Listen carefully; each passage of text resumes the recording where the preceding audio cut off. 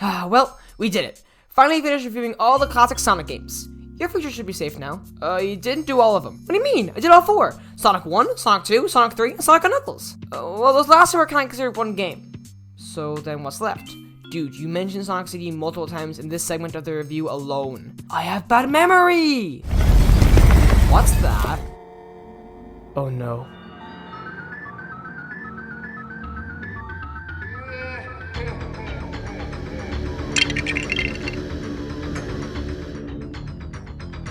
Wait, I don't have a Sega CD. Oh crap, are you okay? I have a Sega CD now, what do you think?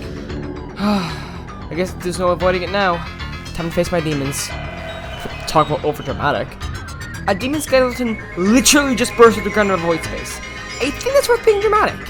Don't care, didn't ask, just review that on game. Well, I mean there this year.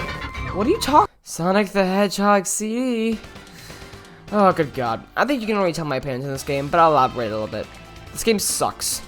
I wouldn't say it's the bottom of the barrel for Sonic games, because that is a deep barrel. No, I'd say it's the worst of the classic games. Which is why I left it to last. Sonic 3's development was kind of weird. We all know the situation with Sonic 2's development. Yuji Nakamura Sega quit Sega to work for Sega with half the Sonic team and made Sonic 2, while Sonic CD was developed with the Japanese side of things, led by Naoto Oshima. Initially, Sonic 2 and CD were meant to be the same game, but CD evolved during development to become its own game. While Sonic CD was received well at launch, it was held back by its hardware. No, not the Genesis. The CD add-on. The Sega CD add-on was developed by Sega in 1991 and was a response to the growing realization that the cartridges were dumb and stupid and also smelly, and CDs were the future. Now, Sega wasn't the only one making CD add-ons. Nintendo was working on the CD add-on for the SNES. All that came from that was one of the leading console manufacturers of the entire gaming industry being created, because only Nintendo could fuck up that hard. While that never released, the Sega CD did. It flopped. A high price point and a lack of truly compelling titles led to the failure of the Sega CD. Aside from Night Trap, nobody really knew about the CD add-on, which resulted in the games for the add-on being lost to obscurity. Sonic CD was one of these games. Despite its reception, it would be seldom re-released.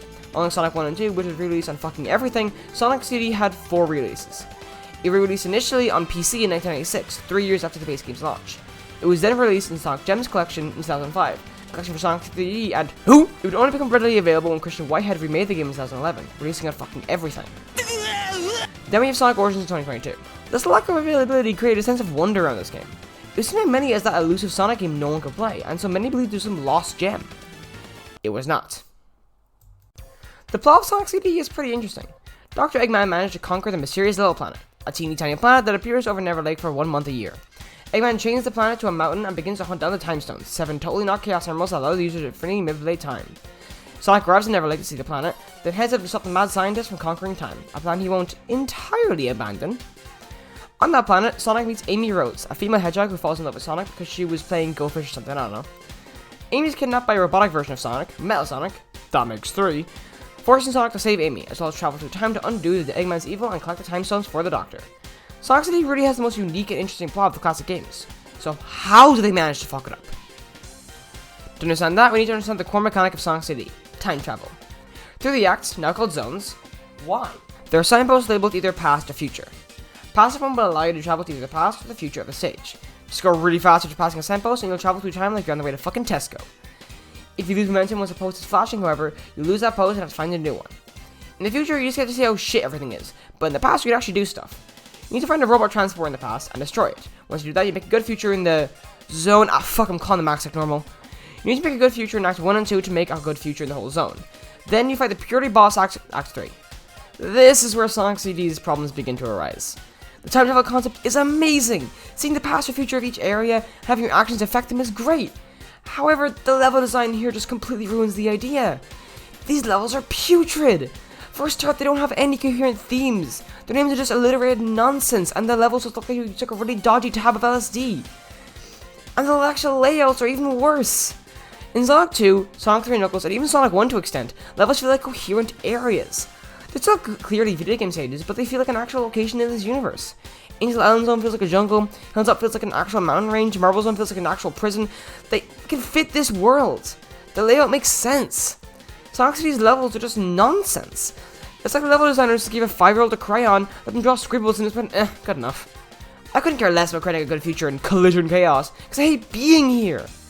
I get that the levels have to be more labyrinthine, because the game is based off tracking down the robot transporters and time travel signposts, but these levels are just not fun to explore. It's fun to find pathways and secrets and levels in Sonic 2 and Sonic 3 and Knuckles because they're laid out in a way that's fun to traverse. The same cannot be said about Sonic CD. Sonic's moves are also just weird. Sonic 2 introduced the Spin Dash, which was designed to quickly gain or regain speed and to kill enemies. It's simple, it's intuitive, it works. Sonic CD splits the Spin Dash into two moves, the Spin Dash and the Peel Out. The Spin Dash is a slower version of the Spin Dash from other games, while the Peel Out goes faster than the Spin Dash, but you're vulnerable. Okay, interesting idea. Speed or protection. Except these stages don't reward consistent speed. Most stages have spaces dedicated to getting speed for time travel, so that's a non-issue. Realistically, the Spin Dash is what you use if you're smart, the Peel Out is for style. It's abundantly clear that CD was built off Sonic 1. It makes sense since it was developed alongside Sonic 2, so it couldn't really follow it too much, but CD takes all the worst parts of Sonic 1 and makes them so much worse. Annoying, tedious, and closed level design. Let's make them levels that are used as torture methods by MI6. Say it is designed for a tad bit less speed, tad bit more exploration. Let's make piss-taking labyrinths that physically pain you. Sonic himself being slow and annoying to control. Let's make the fastest move the most likely to result in Sonic being made into roadkill. The Spin Dash doesn't even have a complete animation. This game's so... Music in the game is interesting though, as it has two entire soundtracks. One soundtrack was used in the Japanese and PAL versions of the game, while the other was made specifically for the US version. This basically means that, depending on the version of the game you're playing, the experience will be different because of the music. One of the strangest changes in regards to the soundtrack is the boss music. In the Japan PAL OST, the boss theme is silly and weird, but still intimidating.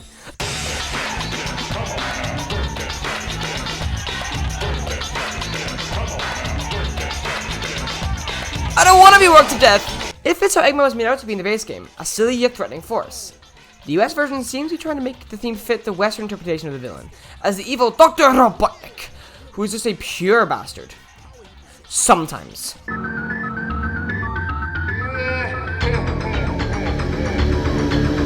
This theme is puzzling though, as it feels more like ambient music that plays in a cutscene, not music in a battle. I don't know, I just don't really think it fits. For the most part, I just prefer the Japan PAL soundtrack, as it has more iconic Stardust Speedway Battle Future theme, as well as just being better in general in my opinion. Locally, in the Christian Wide release, you can change whichever soundtrack you want, which is cool. In general though, there aren't very many standout tracks in this game. Any song done here is better in other places. Mainly is one of the reasons to play this game. On the story side of things, Sonic eventually catches up to Metal Sonic and races him in Stardust Speedway. Even if you get a good feature in the zone, the Battle Future theme still plays. This is by far the most memorable part of the game. The race is challenging yet satisfying. It really hasn't been topped in the sense of the race itself, although I do think made into this boss in general better. Anyway, we save enemy and head to Metallic Madness, the last zone. The zone's bad. Like, it's just bad. I don't even know what to say about it. It's bad. Like, it and Wacky Workbench are just, they're terrible zones. They're not fun in like the slightest. They're just not, I just breathe. Okay. Anyway, we beat Eggman and, oh yeah, the Time Stones. The Time Stones are collected through special stages. Just like in Sonic 1, you need 50 rings when you get to the end of Act 1 or 2 of the zone, and you get access to a special stage. These stages suck. They try to be these cool 3D stages, but they're made up of 2D sprites. And god, the depth perception here is awful. It's impossible to judge distances for jumps here. You need to destroy these UFOs while avoiding the water, which will quickly drain your time. And you can regain time by destroying certain UFOs, but this is little to help. I had to really try to get the time zones here because these stages are just awful. Not like a tiny bit frustrating or like a little bit challenging, no, just actually rage-inducing. The music also just does not help. Getting all the time zones will not be the same good ending as the Grover Transporters. That's it. All you get is a little cutscene for your efforts. Same as Robot Transporters. While I get a lot of games do this, Sonic 2 started giving you an actual reward for collecting the Chaos Emeralds in Super Sonic. Sonic 3 and Knuckles had 2 sets of emeralds and a whole ass extra zone for getting all the emeralds. CD gives you a good job, sport, and that's it. What stings the most is that CD is also knowing to get the good ending in, and you get so little. The worst part of Sonic CD is that it was so close to being great. It introduced my 2 favorite Sonic characters, and had such a unique idea in the time travel mechanic, but that was all wasted by the terrible level design, bad boss fights, and mess soundtrack. There's such great ideas here. So many amazing concepts that are just wasted. Time travel is great, but the levels I'm time traveling in are frustrating and just hurt my eyes. The story is creative and cool, but the means of experiencing it are atrocious. I used to think Sonic City had to be a good game. It had all these amazing elements, how could they fuck it up? Then I played it. That's why I hate this game. It is so disappointing. So close to greatness, yet so far at the same time. I think, oh, maybe Sonic City wasn't as bad as I remember. And then I remember how to get the Robot Transporter and Wacky Workbench. How was I meant to find this out? It had the potential to be maybe the best of the classic games, but it ended up as the worst of them. If you love Sonic City, that's totally fine. CD is the kind of game where what one person hates, another adores. One of my friends really likes CD, but I don't hate them for it. Nope. I think I see CD as worse than it may be because I'm just hate how disappointing it is. How it should have been my favorite, or at least up there. But instead, it's one I simply can't go back to. I'm gonna have to pay it when I go through Origins. Fuck! That's my thoughts on Sonic CD. The most disappointing classic Sonic game. Well, there. It's done. Is your future safe now?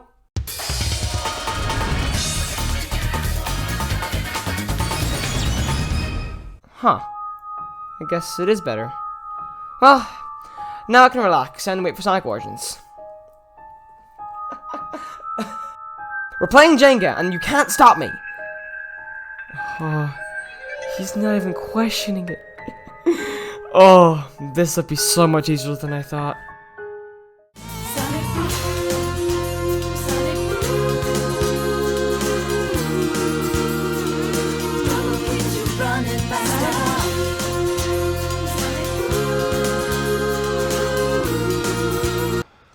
I will stop being so polite. Get the fuck out of my sight before I demolish you.